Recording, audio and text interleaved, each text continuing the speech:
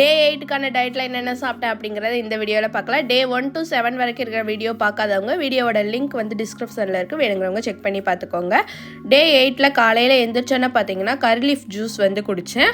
அது கூட பார்த்தீங்கன்னா இந்த கருப்பு திராட்சை இருக்குது இல்லைங்களா, அதை வந்து நைட்டு ஊற வச்சு அதை வந்து சாப்பிட்டேன். அதுக்கப்புறம் பார்த்திங்கன்னா பிரேக்ஃபாஸ்ட்டுக்கு வந்து இந்த வெஜிடபிள் அடை. இது வந்து எப்படி பண்ணணுன்னா, கொஞ்சம் 1 கப் அளவுக்கு கோதுமை மாவு, அதில் தேவைங்கிற அளவுக்கு உப்பு போட்டுட்டு நம்ம எந்த வெஜிடபிள்ஸ் வேணும்னாலும் ஆட் பண்ணிக்கலாம். நான் வந்து இன்றைக்கி வந்து முட்டைக்கோஸ் தான் வந்து எடுத்திருக்கேன். அது வந்து கையிலேயே வந்து நல்லா வந்து கலந்து விட்டுக்கிறணும்.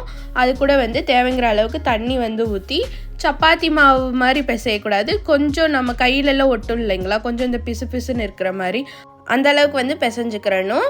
இது கூட வந்து நாம் வேணும்னா வெங்காயம், கேரட் அந்த மாதிரி வந்து சேர்த்துக்கலாம். நான் வந்து இன்றைக்கி வந்து முட்டைக்கோஸ் மட்டும்தான் சேர்த்துருக்கேன். இதை வந்து பிசைஞ்சிட்டு நம்ம தோசைக்கல்லில் வந்து அடை போடுவோம் இல்லைங்களா, அந்த மாதிரி வந்து தட்டி போட்டுக்கிறணும். இந்த அளவுக்கு வந்து இருக்கணும். இதுதான் கரெக்டாக இருக்கும். இதுக்கு மேலே தண்ணியாக இருந்தாலுமே வந்து ஓடிக்கிட்டே இருக்கும், தோசை மாதிரி ஆகிடும். கெட்டியாக இருந்துச்சுன்னா சப்பாத்தி மாதிரி ஆகிடும். இந்த அளவுக்கு வந்து இருக்கணும். இதை வந்து இந்த அளவுக்கு பிசைஞ்சிட்டு இதை வந்து தோசைக்கல்லில் வந்து போட்டு எடுத்துட்டேன். உங்களுக்கு வந்து ரெசிபீஸ் எல்லாம் வேணும் அப்படின்னா கமெண்டில் வந்து கேளுங்க, நான் வந்து ரெசிபீஸ் எல்லாம் ஷேர் பண்ணுறேன் அடுத்தடுத்த வீடியோஸில். அப்புறம் டயட்ஸோட வீடியோஸ் மட்டும் கண்டினியூஸாக வேணுமா, இல்லை விளாக்ஸ் எல்லாம் இங்கே எடுத்து வச்சுருக்கேன், அந்த விளாக்ஸோட வீடியோஸுமே வேணுமா அப்படிங்கிறத கமெண்டில் வந்து சொல்லுங்கள். உங்களுக்கு எந்த வீடியோ வேணுமோ அதை வந்து கண்டினியூஸாக வந்து கொடுக்குறேன். ஏன்னா இந்த டயட் பிளான் வந்து 3 மந்த்ஸுக்கு இப்போ வந்து இந்த வீடியோ வந்து செகண்ட் வீக்ஸோட தான் இப்போ போயிட்டுருக்கு. உங்களுக்கு ஓகேனா நான் கண்டினியூஸாக 3 மந்த்ஸும் நான் டயட் ஃபுட்ஸே வந்து இது பண்ணிக்கிறேன். இல்லை அப்படின்னா இங்கே விளாக்ஸ் எடுத்து வச்சுருக்கேன், அந்த விளாக்ஸ் வேணும்னாலுமே நான் வந்து போடுறதுக்கு ரெடி தான். ஆனால் நீங்கள் கமெண்டில் வந்து நீங்கள் சொல்லுங்கள் எது உங்களுக்கு வேணும் அப்படிங்கிறத. அதுக்கடுத்து பார்த்திங்கன்னா அதை வந்து தோசைக்கல்லில் வந்து போட்டுட்டு ஒரே ஒரு ஸ்பூன், டேபிள் ஸ்பூன் இல்லை டீஸ்பூன் அளவுக்கு வந்து எண்ணெய் வந்து ஊற்றிக்கிட்டேன். எண்ணெய் பார்த்திங்கன்னா நல்லெண்ணெய். நான் ஏற்கனவே சொன்ன மாதிரி நெல்லெண்ணெய், கடலெண்ணெய், அதுக்கப்புறம் ஆலிவ் ஆயில், இந்த 3 எண்ணெய் மட்டும்தான் யூஸ் பண்ணணும். இந்த ரீஃபைண்ட் ஆயில் மற்ற ஆயில் எதுவுமே வந்து யூஸ் பண்ணக்கூடாது.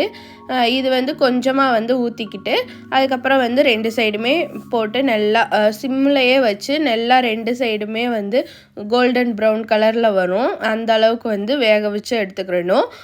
இது வந்து பார்க்குறப்போ வேகாத மாதிரி தான் இருக்கும். இந்த இதில் பார்த்திங்கன்னா கொஞ்சம் கொஞ்சமாக அந்த கோல்டன் கலரில் வருது இல்லைங்களா, அந்த அளவுக்கு வந்து அந்த ப்ரௌன் கலர் வர அளவுக்கு வந்து வேக வைக்கணும். இது வந்து நல்லா ஃபில்லிங்காகவே இருக்கும்.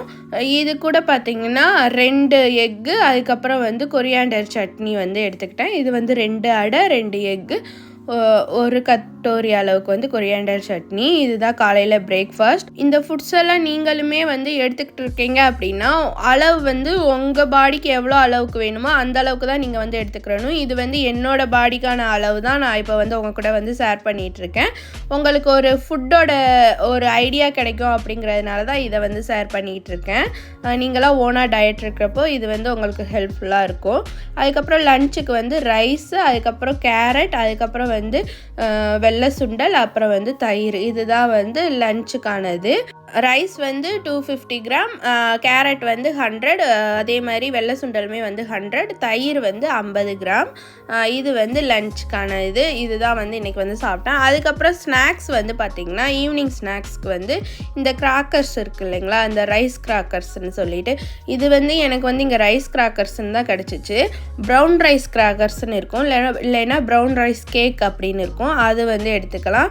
கேக்காக எடுத்துக்கிட்டால் 1 எடுத்துக்கிறணும். இந்த மாதிரி கிராக்கர்ஸ் எடுத்துக்கிட்டால் 4 அதிகம்தான், 3 to 4 அது மாதிரி வந்து எடுத்துக்கலாம். அதுக்கப்புறம் நைட்டுக்கு வந்து இந்த கிரீன் கிராம் சாலட் வந்து எடுத்துக்கிட்டேன். இதுதான் என்னோட டே 8க்கான டயட் ஃபுட்ஸ். எப்படி இருந்துச்சு அப்படிங்கிறத கமெண்டில் சொல்லுங்கள். அதுக்கப்புறம் எந்த மாதிரி வீடியோஸ் வேணும் அப்படிங்கிறதையுமே வந்து கமெண்டில் வந்து சொல்லுங்கள். அதுக்கப்புறம் உங்களோட ஹெல்த்துக்கு உங்கள் பாடிக்கு எந்த அளவுக்கு சாப்பிட்ணுமோ அந்த அளவுக்கு வந்து ரைஸோ இல்லை மற்றதோ வந்து எடுத்துக்கோங்க. என் பாடிக்கு வந்து இந்த அளவுக்கு வந்து நான் வந்து சாப்பிடணும். ஆனால் இந்த ஃபுட்ஸ் எல்லாமே வந்து வெயிட் லாஸ் ஆகும். எனக்கு இப்போ வெயிட் லாஸ் ஆகிட்டு தான் இருக்குது. ஃபுட்டோட அளவு மட்டும் உங்கள் பாடிக்கு ஏற்ற மாதிரி எடுத்துக்கோங்க. மற்றபடி நீங்கள் ஓனாக ட்ரை பண்ணிகிட்டு இருக்கீங்க அப்படின்னா இந்த ஃபுட்ஸ் எல்லாம் தாராளமாக சாப்பிட்லாம்.